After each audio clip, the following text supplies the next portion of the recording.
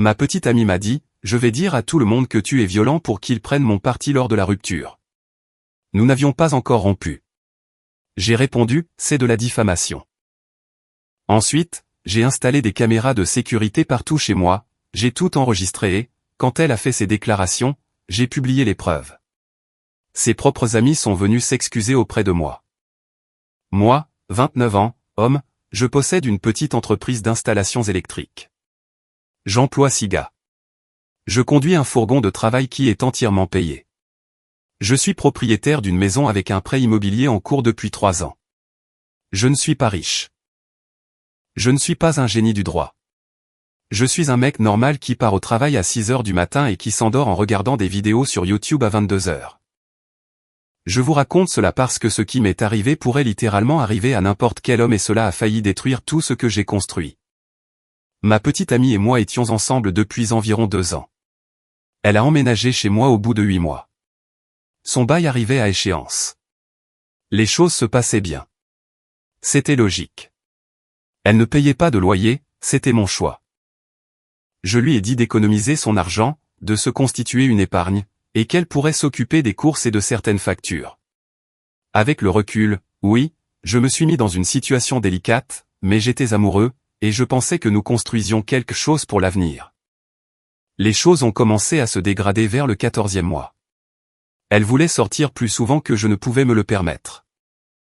Elle a commencé à faire des remarques sur le fait que le petit ami de sa collègue l'avait emmené dans un restaurant chic, lui avait offert un sac de luxe, avait planifié un voyage à l'étranger, ce genre de comparaison.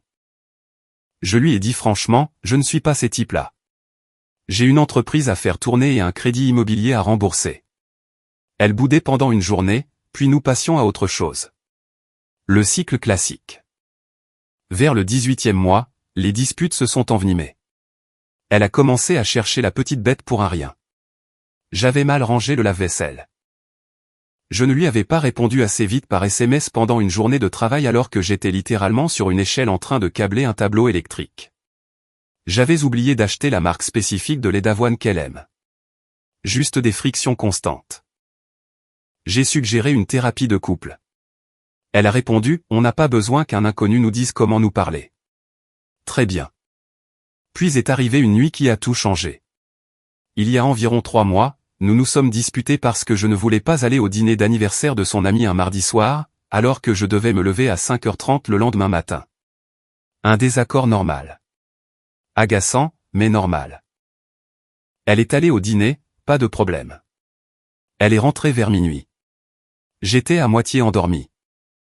Elle s'est assise sur le bord du lit et a dit très calmement, sans crier, sans émotion, d'un ton très pragmatique, j'ai réfléchi. Si jamais on se sépare, je dirai à tout le monde que tu étais violent. À mes amis, à tes clients. Comme ça, personne ne prendra ton parti. Je me suis redressé si vite que j'ai failli me faire un claquage. Qu'est-ce que tu viens de dire? C'est juste une stratégie maligne. On croit toujours les femmes. Je serais stupide de ne pas m'en servir. Ce n'est rien de personnel. Nous ne sommes même pas en train de nous séparer. Pourquoi est-ce que tu dis ça? Je suis juste honnête. Je préfère que tu le saches dès maintenant pour que tu y réfléchisses à 2 fois avant d'essayer de me quitter.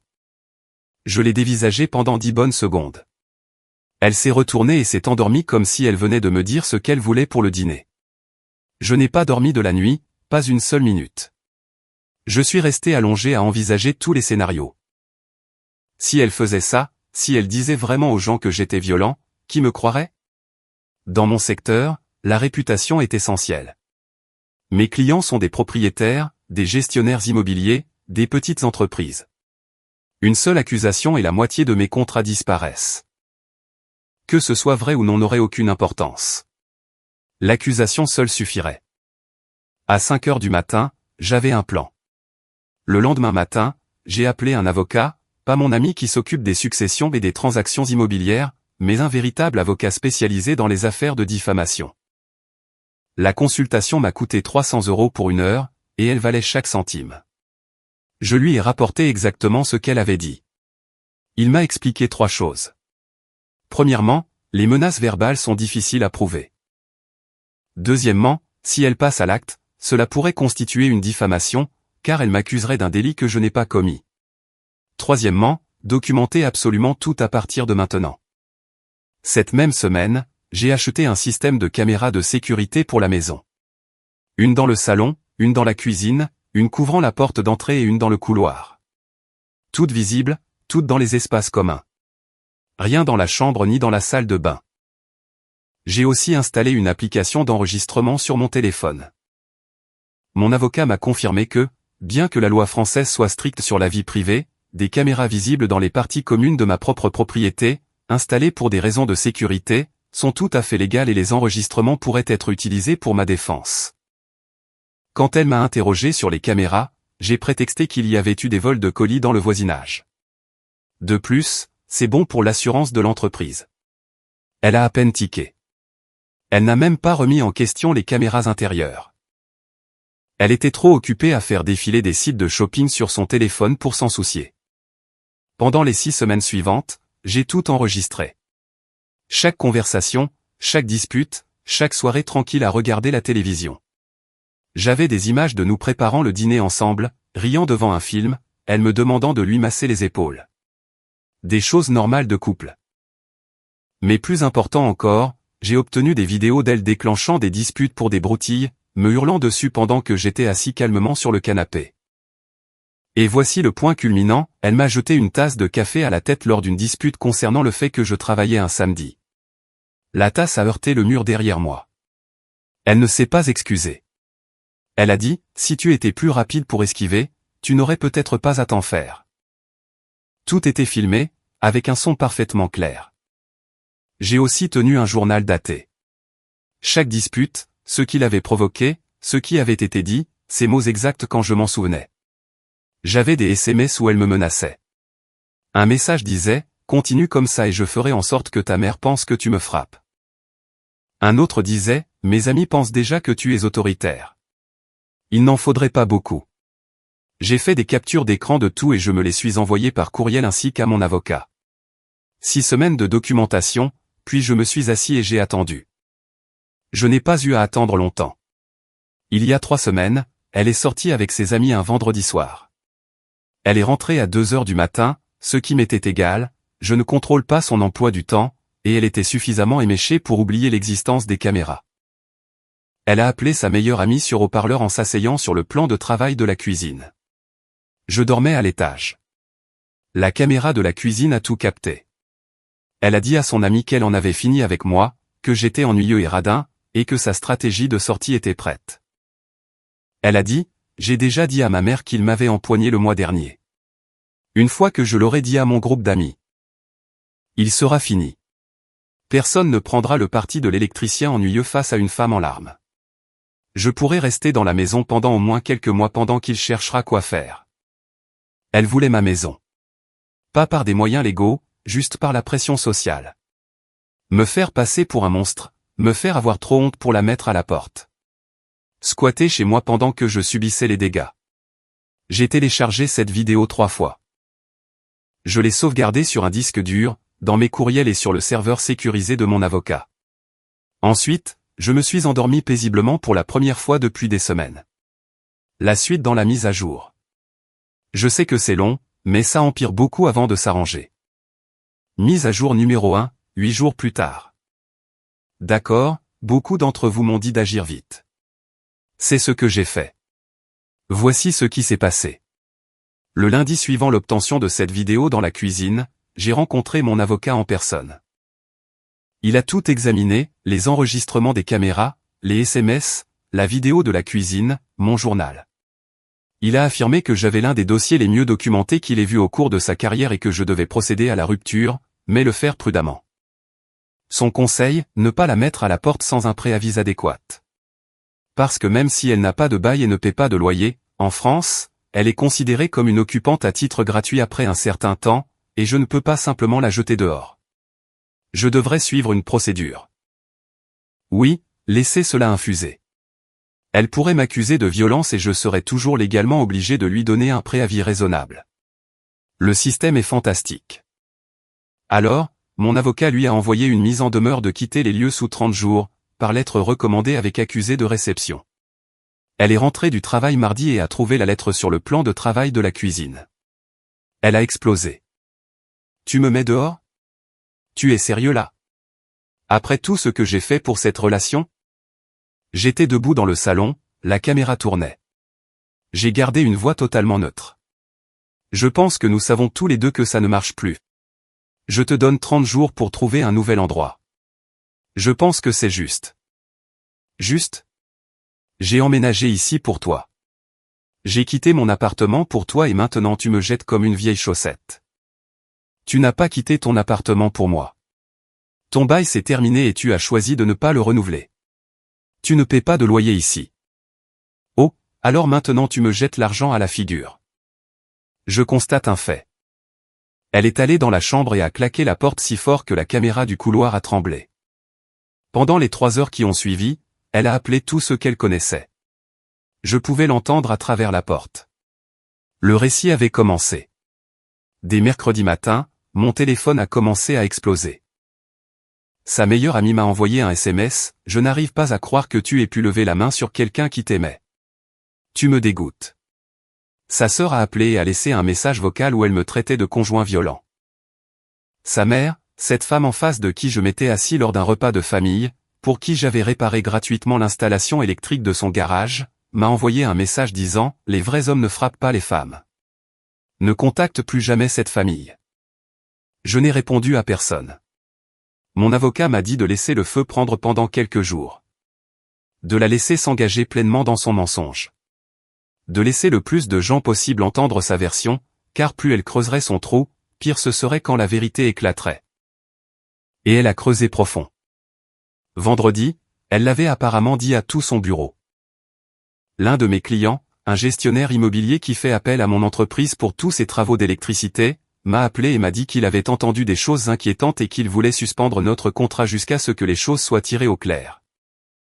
Cela représente 4 logements dont j'assure l'entretien chaque trimestre. Environ 6 000 € par an de revenus fiables. Disparu, juste comme ça. Sur la base d'un mensonge. J'ai failli craquer à ce moment-là. Pas émotionnellement, financièrement. Quand vous dirigez une petite entreprise, perdre un contrat fiable, ça frappe différemment. Je me suis assis dans mon fourgon après cet appel et j'ai juste serré le volant pendant 5 minutes. Puis j'ai appelé mon avocat et lui ai demandé, « Dans combien de temps pouvons-nous agir ?» Il a répondu, « Laissons passer le week-end. Laissons-la s'enfoncer. » Samedi, elle a déménagé la première partie de ses affaires. Elle en a fait tout un spectacle. Elle a fait venir sa sœur et sa meilleure amie pour l'aider, ce qui signifiait en réalité qu'elle venait me dévisager comme si j'étais un criminel dans ma propre maison. Sa sœur m'a bousculé l'épaule en passant devant moi dans le couloir et a dit, « Ça doit te faire sentir puissant de chasser une femme de chez elle en lui faisant peur. » Je n'ai rien dit. La caméra a capté toute l'interaction, y compris le coup d'épaule. Puis, et c'est la partie qui m'a presque poussé à bout, quelqu'un a sonné à ma porte dimanche soir. 2 policiers, un signalement pour personne en danger avait été fait. Ils ont dit avoir reçu un appel indiquant qu'une femme à cette adresse était en danger. Ils étaient professionnels, mais je pouvais le sentir. La façon dont ils me regardaient, la façon dont ils se positionnaient. J'étais coupable jusqu'à preuve du contraire. C'est juste comme ça que ça marche. J'ai coopéré pleinement, je leur ai fait visiter la maison. Elle n'était pas là. Elle logeait chez son amie. Je leur ai dit que nous avions rompu et qu'elle était en train de déménager. Ils sont partis au bout de 20 minutes, mais m'ont dit qu'une enquête pourrait suivre. Super. J'ai appelé mon avocat dimanche soir et j'ai dit, j'ai fini d'attendre. Il a répondu, lundi matin, on sort l'artillerie lourde. Lundi matin, mon avocat a envoyé une lettre de mise en demeure officielle à mon ex, à sa mère, à sa sœur et à sa meilleure amie. La lettre indiquait que je possédais une documentation vidéo et audio exhaustive prouvant qu'aucune violence n'avait eu lieu, que mon ex avait été enregistré en vidéo et dans des SMS planifiant de fausses accusations comme stratégie de manipulation. Et que toute déclaration diffamatoire continue entraînerait une action en justice pour obtenir des dommages et intérêts pour perte de revenus commerciaux, préjudice moral et remboursement des frais d'avocat. À chaque lettre était jointe une clé USB contenant 3 choses. La vidéo de la cuisine où elle planifiait les fausses accusations, une compilation d'images de caméras de sécurité la montrant en train de jeter des objets et de crier pendant que je restais calme, et des captures d'écran de ses SMS menaçant de mentir.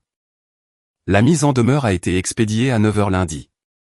À midi, mon téléphone était saturé d'une toute autre manière. Sa meilleure amie m'a envoyé un SMS à 12h34, je viens de regarder la vidéo. Je suis tellement désolé. Je ne sais pas quoi dire. Sa sœur a appelé à 13h15. Elle n'a pas laissé de message vocal, mais a envoyé un SMS 20 minutes plus tard, j'ai eu tort. Je n'aurais pas dû dire ce que j'ai dit. Je suis désolé. Sa mère, rien. Elle est passée de « les vrais hommes ne frappent pas les femmes » à un silence radio total en l'espace de 4 heures. Certaines personnes ne peuvent pas admettre qu'elles ont eu tort, même quand les preuves sont littéralement sur une clé USB entre leurs mains. Quant à mon ex, elle m'a appelé 18 fois entre 14 h et 18 h. J'ai laissé chacun de ces appels aller sur la messagerie vocale. Les messages allaient des pleurs, « Comment as-tu pu m'enregistrer ? C'est une telle violation de ma vie privée, à la rage, tu vas le regretter. Tu n'as aucune idée de ce qui t'attend, jusqu'à ce que je ne peux décrire que comme de la négociation, si tu retires la menace de procès. Je dirai à tout le monde que j'ai exagéré. On pourra tous les deux passer à autre chose. » Ce dernier message, mon avocat a dit que ce seul message vocal était pratiquement un aveu de culpabilité. Nous l'avons sauvegardé. Mais le gestionnaire immobilier, le client que j'avais perdu. Cela n'était pas encore réglé. Et honnêtement, c'est ce qui faisait le plus mal. Deuxième mise à jour. 12 jours plus tard, mise à jour finale. Je promets que celle-ci a une résolution. Donc, après l'envoi de la mise en demeure, les choses ont bougé vite. Du bon, du mauvais, et une chose à laquelle je ne m'attendais vraiment pas. D'abord, le mauvais. Mon ex n'est pas partie sans faire de vagues. Le lendemain de la réception de la lettre, elle s'est pointée chez moi et a amené sa mère. Apparemment, elles ont décidé que la meilleure réponse au fait d'être prise en flagrant délit était de surenchérir. Sa mère s'est avancée vers moi alors que j'étais dans le garage et a dit « Ces caméras sont une atteinte à la vie privée et nous allons les faire déclarer irrecevables. » Irrecevables dans quel cadre ? Au tribunal. Quel tribunal ? Qui poursuit qui ? Elle n'avait pas de réponse. Elle avait visiblement regardé trop de séries judiciaires et pensait que « irrecevable » était un mot magique qui faisait disparaître les preuves. Mon avocat a confirmé plus tard que des caméras visibles dans les espaces communs de ma propre maison sont parfaitement légales pour ma défense. Mon ex a ensuite essayé une approche différente. Elle a déposé une main courante à la police. Elle est allée au commissariat et leur a dit que j'avais été émotionnellement et verbalement violent tout au long de notre relation. C'était 3 jours après la mise en demeure. Mon avocat l'avait anticipé. Il l'avait prédit presque mot pour mot. C'est ici que la documentation m'a sauvé la vie. L'inspecteur chargé d'examiner l'affaire m'a convoqué pour une discussion. Pas un interrogatoire, une discussion. Je suis venu avec mon avocat et un dossier. Mon avocat a présenté les images de sécurité, les SMS, la vidéo de la cuisine, la chronologie montrant que son signalement est arrivé de façon suspecte juste après avoir reçu des menaces de poursuite. Ainsi que le message vocal où elle proposait de se rétracter en échange de l'abandon de la menace de procès. L'inspecteur a regardé la vidéo de la cuisine 2 fois. Il a regardé la séquence du jet de tasse. Il a lu les SMS. Il a regardé la main courante de mon ex, puis m'a regardé, a regardé mon avocat et a dit « J'en ai vu assez ». Il nous a dit que sur la base des preuves, il n'y avait aucune raison de poursuivre quoi que ce soit contre moi. Il a également ajouté, et mon avocat m'a dit que c'était rare mais pas inédit, qu'il noterait dans son rapport que la démarche semblait être une mesure de représailles et potentiellement une dénonciation calomnieuse. Il a précisé que si elle déposait une nouvelle plainte sans nouvelle preuve, cela pourrait entraîner des poursuites contre elle. Elle n'a pas déposé de nouvelle plainte. Au cours de ces 2 dernières semaines dans la maison, elle a essayé de me rendre la vie aussi misérable que possible. Elle a accidentellement laissé déborder la baignoire un soir et a inondé le sol de la salle de bain. La caméra dans le couloir l'a filmé s'éloignant de la salle de bain avec la porte ouverte et l'eau qui coulait. Elle a prétendu que c'était un accident. L'eau a traversé le plafond de mon bureau au rez-de-chaussée et a endommagé une partie du placo. Environ 800 € de réparation. Mon avocat l'a ajouté au dossier. Elle montait le chauffage à 29 degrés à chaque fois qu'elle quittait la maison. Ma facture d'électricité pour ce mois-là s'est élevée à 340 €, alors qu'elle tourne d'habitude autour de 140 €. Mesquin, mais documenté. Elle a également mangé tout ce qu'il y avait dans mon réfrigérateur et mon congélateur. Par exemple, je suis rentré du travail un jour et elle mangeait les steaks que j'avais achetés pour un barbecue avec mon équipe. Assise sur le canapé, elle mangeait une entrecôte en regardant la télé-réalité. Je n'ai pas dit un mot. J'ai juste laissé la caméra voir le congélateur vide. Le jour où elle a finalement déménagé, le 28e jour sur 30, elle a emporté le rideau de douche, toutes les ampoules de la chambre d'amis, les piles de toutes les télécommandes et ma bonne poêle en fonte. J'ai remarqué l'absence de la poêle immédiatement. J'ai découvert le reste au cours des jours suivants. Je n'ai pas cherché à récupérer la poêle. Elle valait 45 €. Ça ne valait pas les ennuis. Considérez ça comme le prix de la liberté. Maintenant, les bonnes nouvelles. Le gestionnaire immobilier.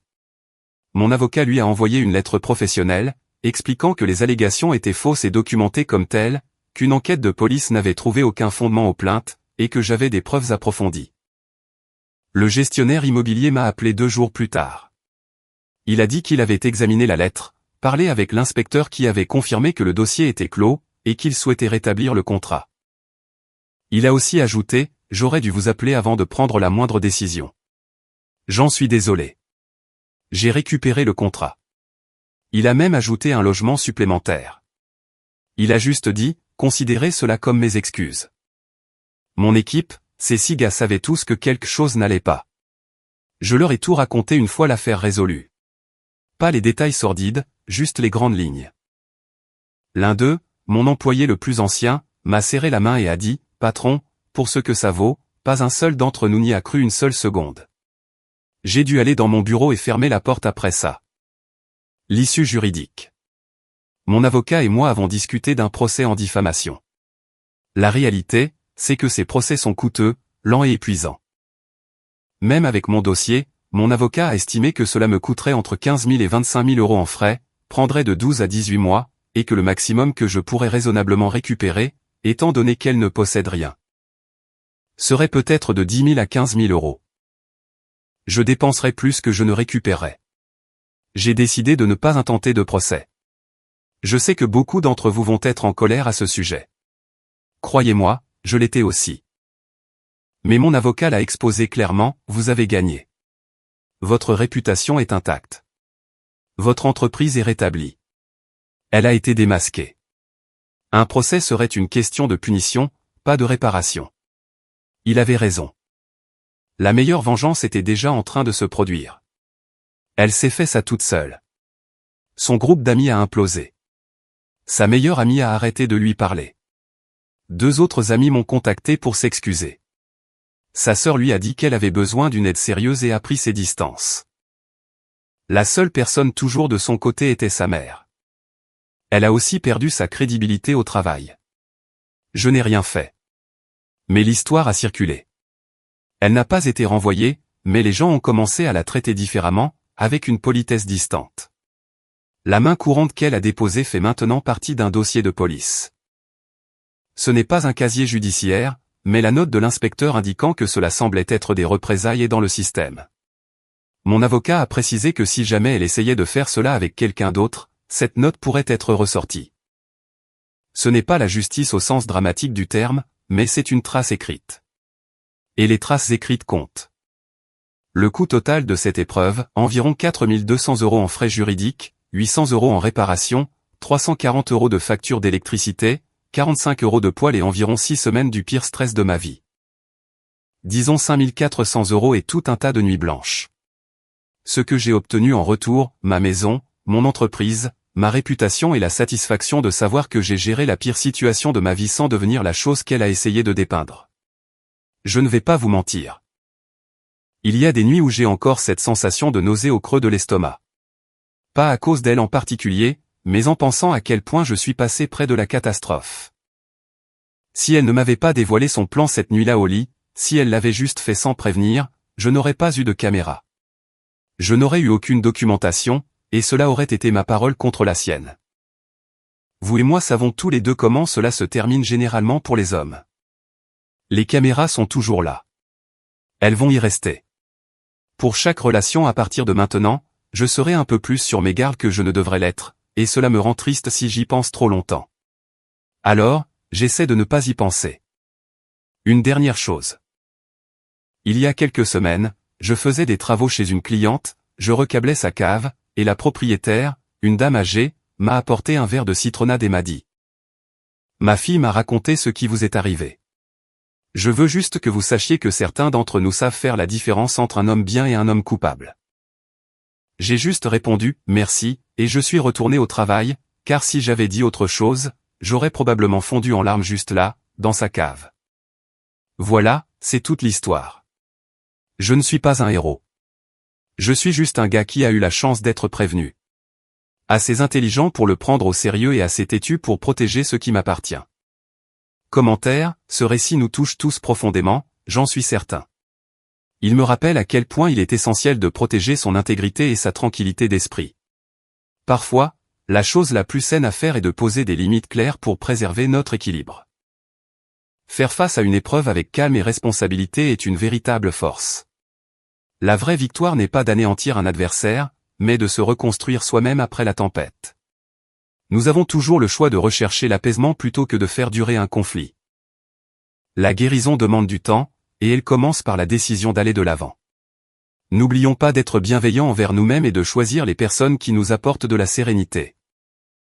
Je vous souhaite à tous de trouver la force de construire des relations fondées sur la confiance et le respect mutuel. Si vous avez aimé, n'oubliez pas de laisser un commentaire et de soutenir la chaîne en vous abonnant. À bientôt pour les prochaines stories.